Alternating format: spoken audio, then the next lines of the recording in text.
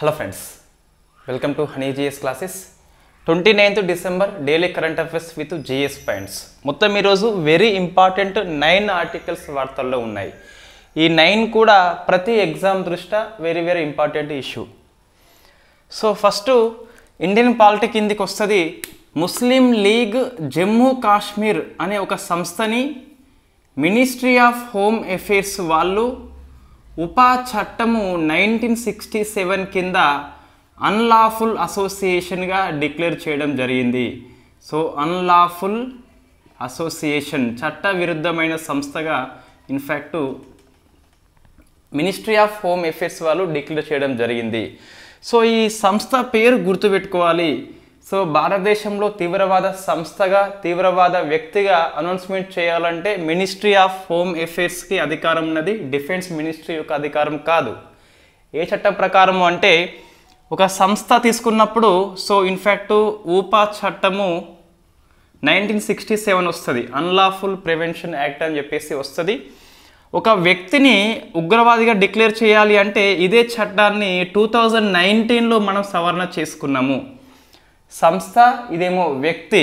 So ఇప్పుడు ముస్లిం league of Jammu Kashmir అని చెప్పేసి నెంబర్ ఆఫ్ సంస్థలు ఉన్నాయి. అందులో ఈ సంస్థ ఏ వర్గము అంటే మసరత్ అలీ వర్గము. సో ఇది పర్టికులర్ గుర్తుపెట్టుకోవాలి. వై? బికాస్ జమ్మూ కాశ్మీర్ అనే పదము అత్యంత వివాదాస్పదము, అత్యంత అందమైనది ఎగ్జామినర్ కోసము. కాబట్టి ఈ సంస్థ ఏ చట్టం కింద ఎవరు అన్లాఫుల్ అసోసియేషన్గా చట్టవిరుద్ధ సంస్థగా డిక్లేర్ చేయడం జరిగిందని చెప్పేసి ప్రశ్న వస్తుంది.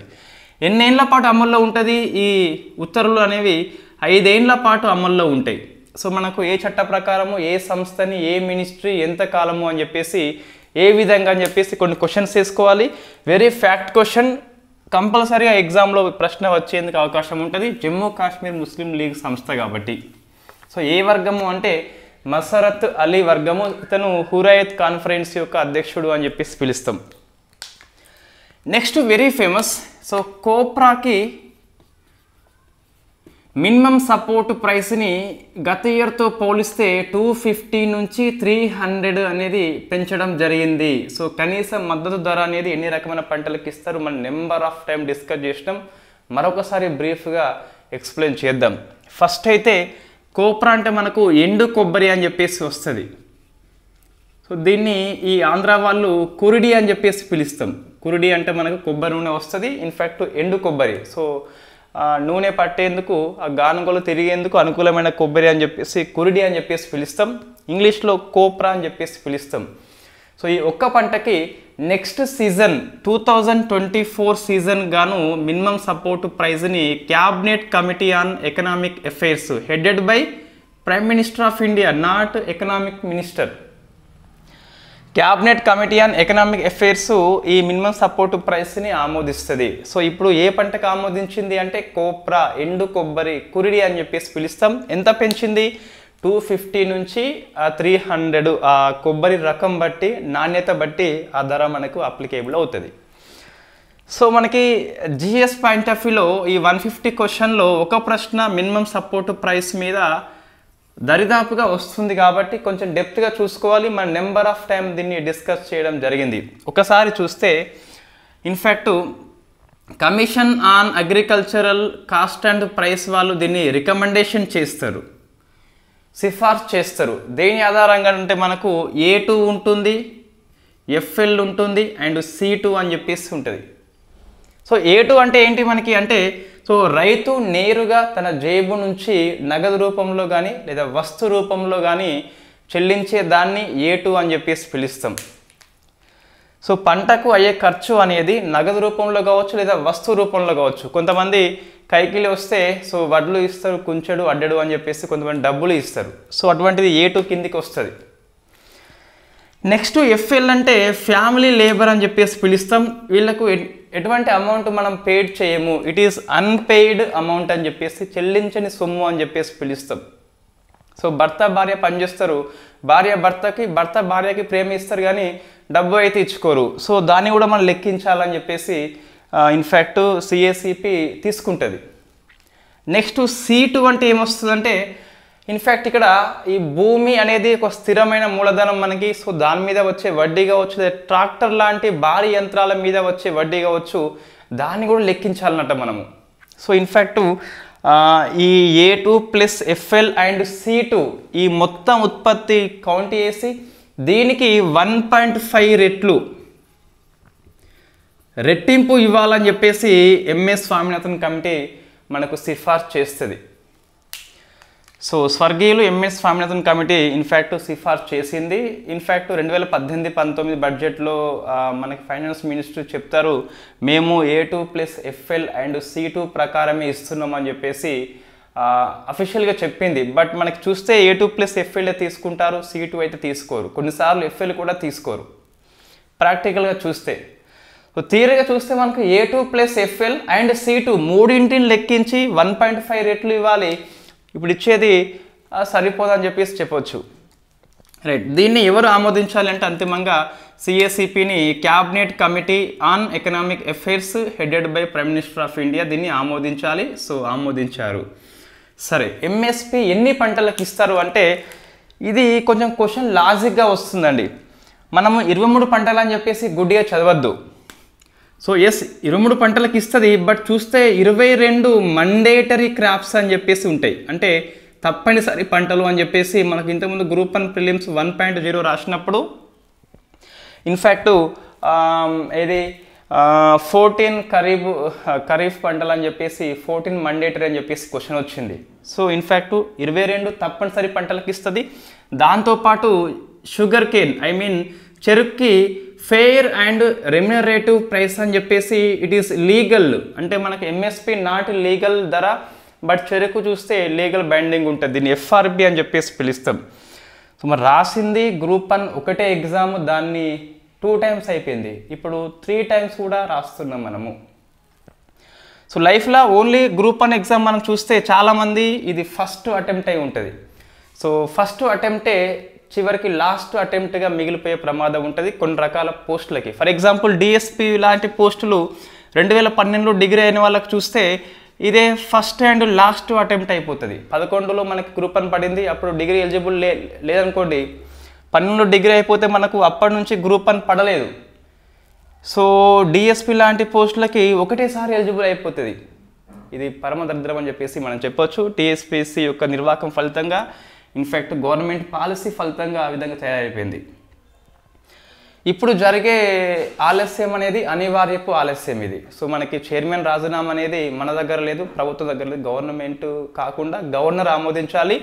DOPTకి పంపింది, డిపార్ట్మెంట్ ఆఫ్ పర్సనల్ అండ్ ట్రైనింగ్కి పంపింది. వాళ్ళు నివేదిక ఇచ్చిన అనంతరం గవర్నర్ ఆమోదించవచ్చు. అప్పుడు కొత్త చైర్మన్ అపాయింట్మెంట్ కోసం కమిటీ విధించి సభ్యుల నియామకం అనంతరము వాళ్ళు మీటింగ్ పెట్టుకొని మనకి షెడ్యూల్ అనౌన్స్మెంట్ చేస్తారు. రైట్, ఇన్ఫ్యాక్ట్ చూస్తే ఇవి 22 పంటలు తప్పనిసరి పంటలు, ఒక షుగర్ కేన్ అని చెప్పేసి ఉంటుంది. మళ్ళీ ఈ 22 పంటలలో ఏ పంటలు అని చెప్పేసి ప్రశ్న వస్తుందండి కొన్నిసార్లు. 7 సిరియల్స్ ఉంటాయి, ధాన్యాలు ఉంటాయి, 5 పల్సెస్ పప్పు గింజలు ఉంటాయి, 7 ఆయిల్ సీడ్స్ ఉంటాయి, మొత్తం ఎన్ని అయిపోయినాయి? 19 అయిపోయినాయి. ఇవి కాకుండా సో మనకి రా కాటన్ ఉంటుంది, సో ముడి పత్తి ఉంటుంది, రా జ్యూట్ ఉంటుంది, ముడి జనుము ఉంటుంది, అండ్ ఇన్ఫ్యాక్ట్ మనకు ఇంకోటి సో కోప్రా ఎండు కొబ్బరి అని చెప్పేసి ఉంటుంది. ఇవి 22 పంటలకు మండేటరీ అండ్ షుగర్ అని చెప్పేసి ఉంటుంది. మళ్ళీ ఇంకో రకమైన ప్రశ్న వస్తుందండి లాజిక్గా. ఎట్లా వస్తుందంటే ఇన్ఫ్యాక్ట్ ఈ 23 పంటలకి ఎన్నిసార్లు అనౌన్స్మెంట్ చేస్తారు అంటే 5 సార్లు చేస్తారు. ఇది 5 సార్లు అని చెప్పేసి రాసుకోండి, 2 సార్లు కాదు. ఖరీఫ్ రబీ కాదు, ఖరీఫ్లో 14 పంటలకు చేస్తారు. ఈ 5 సార్లు అని చెప్పేసి ఎక్కడ లేదు, బట్ మనకి ప్రశ్న అయితే వస్తుంది. సో MSP ఎన్నిసార్లు చేస్తుంది అంటే 5 సార్లు చేస్తుంది, 2 సార్లు కాదు.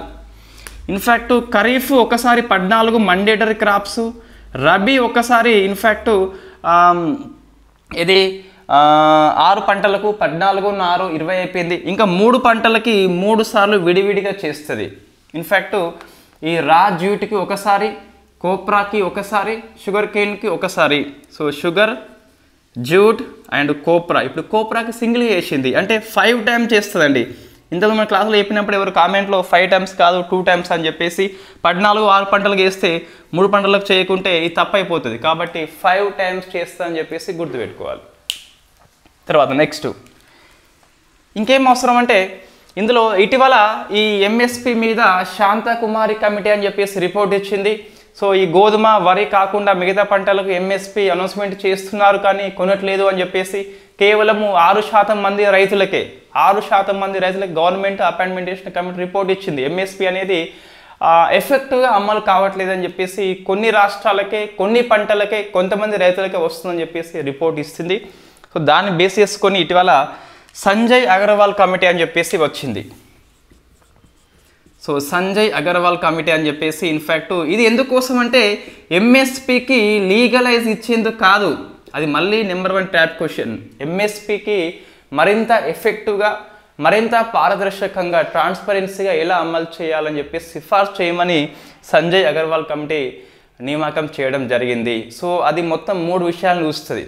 ఫస్ట్ ఒకటి సహజ లేదా ఆర్గానిక్ ఫార్మింగ్ని సహజ వ్యవసాయాన్ని ఎలా అమలు చేయాలని చెప్పేసి ఒకటి.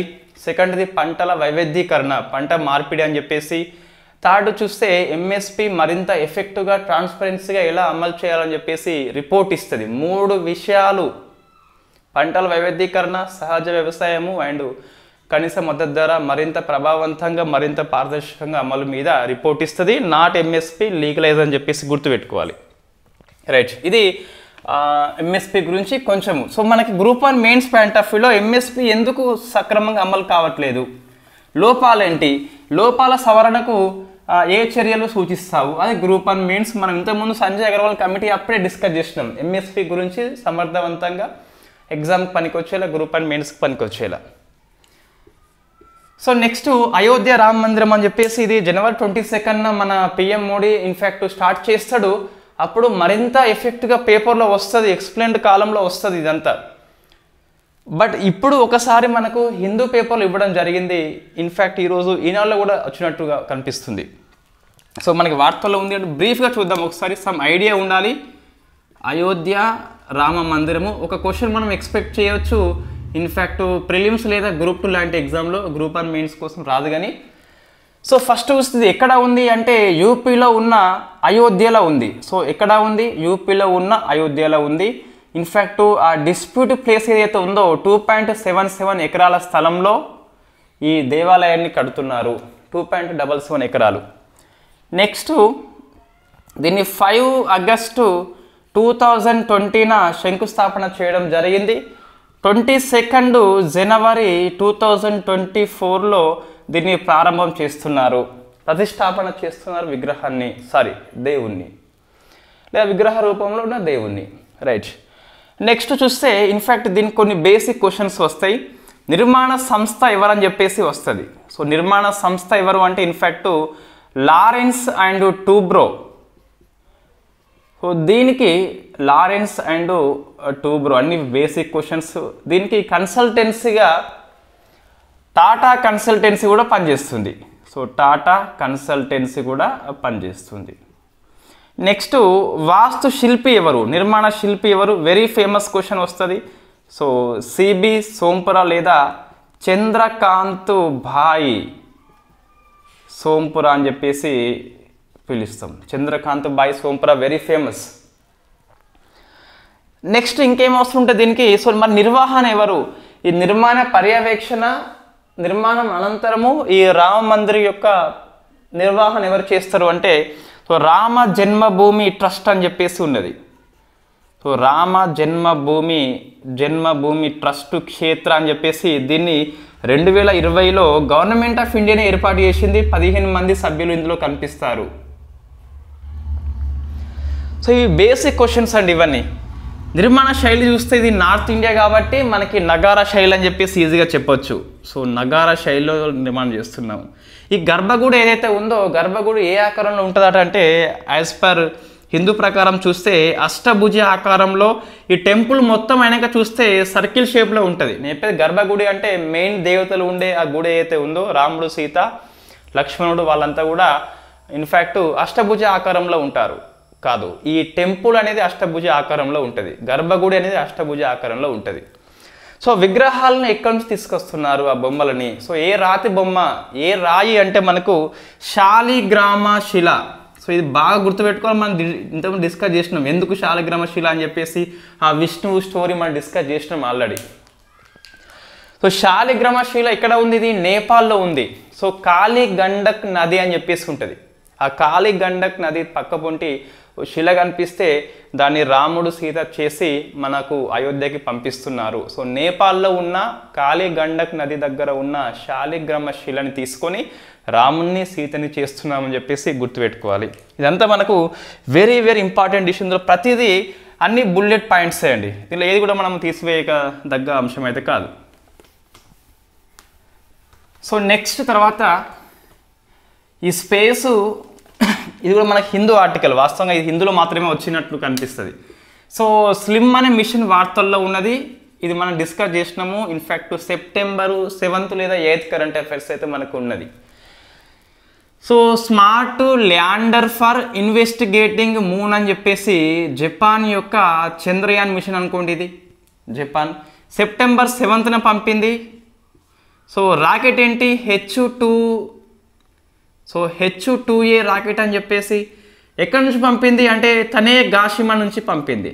సో మనకి శ్రీహరికోట ఎట్లా జపాన్కి తనే గాషిమా అట్లా. ఎవరు పంపినారు? మనకి ఇస్రో అయితే వాళ్ళకు జక్సా ఉంటుంది. సో జక్సా ప్రయోగ కేంద్రము, ప్రయోగ రాకెట్ డేటు జపాన్ పంపింది. Smart lander for investigating mission. ఇది సెప్టెంబర్లో పంపితే ఇప్పుడు ఎందుకు పేపర్లో వచ్చిందంటే December 26th అనట ఇది చంద్రుడి కక్షలోకి ప్రవేశించింది. 25th చంద్రుడి కక్షలోకి ప్రవేశించింది భూకక్ష దాటుకొని. ఇది 19th జనవరిన సాఫ్ట్ ల్యాండింగ్కి ప్రయత్నం చేస్తుంది. ఇఫ్ సక్సెస్ఫుల్ అయినట్లయితే ఇది ప్రపంచంలో 5వ కంట్రీ అని చెప్పేసి చెప్పొచ్చు. సాఫ్ట్ ల్యాండింగ్ సౌత్ పోల్ దగ్గర ఏం కాదు, ఓన్లీ ఇండియా మాత్రమే ల్యాండ్ అయింది. ఇండియా ఎగ్జాక్ట్గా సౌత్ పోల్ మీన ల్యాండ్ కాలేదు. మనం లూపెక్స్ అని చెప్పేసి 24లో ప్రయోగం చేస్తున్నాము. జపాన్ ప్లస్ ఇండియా కలిపి సౌత్ పోల్ దగ్గర అదే అవుతుంది. సౌత్ పోల్కి నియరెస్ట్ ప్లేస్లో మన ఇండియా చంద్రయాన్ 3 అయితే అయింది. ఇది సాఫ్ట్ ల్యాండింగ్కి ట్రై చేస్తుంది జపాన్ నుంచి. 2వ ప్రయత్నం ఇది. మరి ఫస్ట్ ప్రయత్నం ఎప్పుడు? ఇది మనం డిస్కస్ చేసినాం, ఇదే ఇయర్లో వచ్చింది కరెంట్ అఫైర్స్ లోపల. సో మనము ఒక 2023 స్పేస్ మిషన్స్ అని చెప్పేసి డిస్కస్ చేస్తాం. అందులో ఇవన్నీ వస్తాయి మళ్ళా. సో హకుటో ఆర్ అని చెప్పేసి కంపల్సరీ డిస్కస్ చేస్తాం జనవరి మాసంలో, దెర్ ఈజ్ నో డౌట్. అయితే ఈ అవార్డ్స్, పర్సన్స్, సమ్మిట్స్, నియామకాలు లాంటి పెద్దగా నోట్స్ ఇస్తే ఇవ్వచ్చు, కానీ polity, economy, geography, art and cultural, space, defence, science and technology, others, international relations and affairs, government policy, ఈ 8 అంశాలు తప్పనిసరిగా డిస్కస్ చేస్తాం. సో ఇన్ఫ్యాక్ట్ మనకు కూడా ప్రిలిమ్స్కి అవసరం కాబట్టి తప్పదు.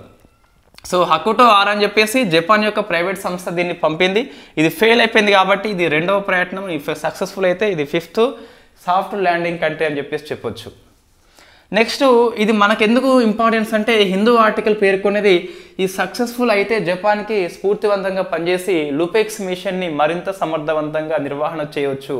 సో మనకి లూనార్ ఎక్స్ప్లోరేషన్ పోలార్ మిషన్ అని చెప్పేసి జపాన్, జాక్సా, ఇండియా, ఇస్రో సంయుక్తంగా పంపిస్తుంది.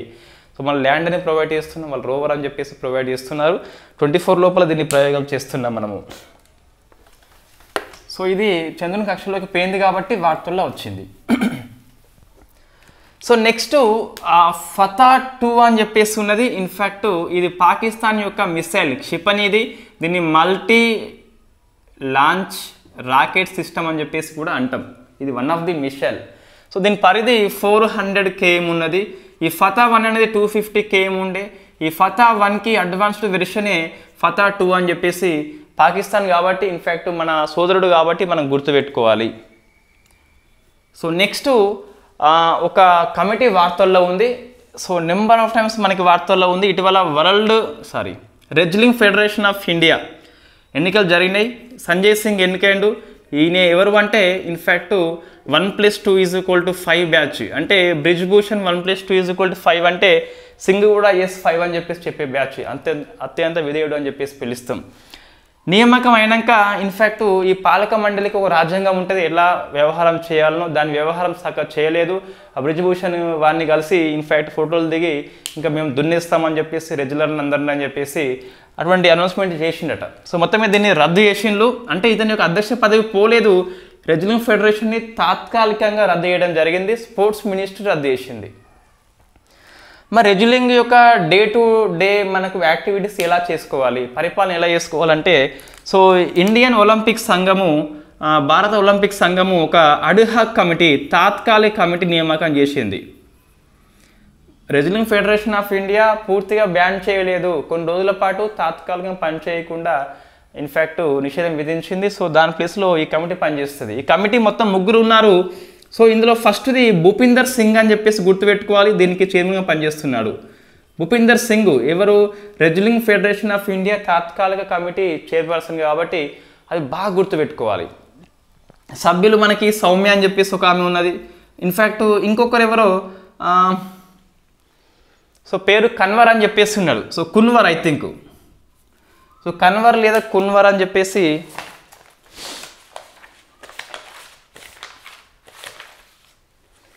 ఎస్ మంజూషా కన్వర్ అని చెప్పేసి, సౌమ్య అండ్ మంజూషా కన్వర్ అని చెప్పేసి, సో మనకి సౌమ్య పేరు గుర్తుంటుంది ఈజీగా, ఈ కన్వర్ అని చెప్పేసి మనం గుర్తుపెట్టుకోవాలి. రైట్, ఇది wrestling federation of India ad hoc committee అని చెప్పేసి. నెక్స్ట్ ఈ ఎక్స్టర్నల్ అఫైర్స్ మినిస్ట్రీ, విదేశాంగ శాఖ మంత్రి జయశంకర్ రష్యా పోయిండు. సో మనకి ఇంకా ఒప్పందాలు జరుగుతున్నాయి. ఈ ఎక్స్టర్నల్ అఫైర్స్ మినిస్ట్రీ EAM.gov.inలో ఇంకా పూర్తిగా మనకి సమాచారం లేదు కాబట్టి దాన్ని రేపు డిస్కస్ చేద్దాం. ఇప్పుడు చూస్తే ఈ తమిళనాడులో ఒక అణు విద్యుత్ కేంద్రము కూడంకులం అని చెప్పేసి రష్యా ఏర్పాటు చేస్తుంది. దాన్ని మరింతగా మెరుగైనగా చేస్తామని చెప్పేసి ఒప్పందం చేసుకోవడం జరిగింది. ఆ ఒప్పందం మాత్రం మనకి ఒకటి వార్తల్లో ఉంది. కూడంకులం అని చెప్పేసి nuclear power plant by Russia provide చేస్తుంది తమిళనాడు లోపల.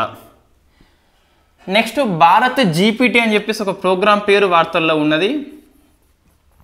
ఇది జియో రిలయన్స్ వాళ్ళు ఐఐటి బాంబే ఇద్దరు సంయుక్తంగా, సో ఐఐటి కాబట్టి ఎగ్జామ్లో వస్తే రావచ్చు, ఇది స్మార్ట్ టీవీల కోసం అని చెప్పేసి దీన్ని రూపొందిస్తున్నారు. జియో రిలయన్స్ ప్లస్ ఐఐటి బాంబే యొక్క ప్రోగ్రామ్ పేరు భారత్ జీపీటీ అని చెప్పేసి పిలుస్తాం. స్మార్ట్ టీవీల కోసం మరింత మెరుగైన టెక్నాలజీ కోసం అని చెప్పేసి ఈ ప్రోగ్రామ్ పనిచేస్తుందట. నెక్స్ట్ వెరీ ఫేమస్ కొండ మాధవరెడ్డి 100th బర్త్ ఇయర్ అట ఇది. సో శత జయంతి వేడుకలు అని చెప్పేసి వార్తల్లో ఉన్న వ్యక్తి ఇది.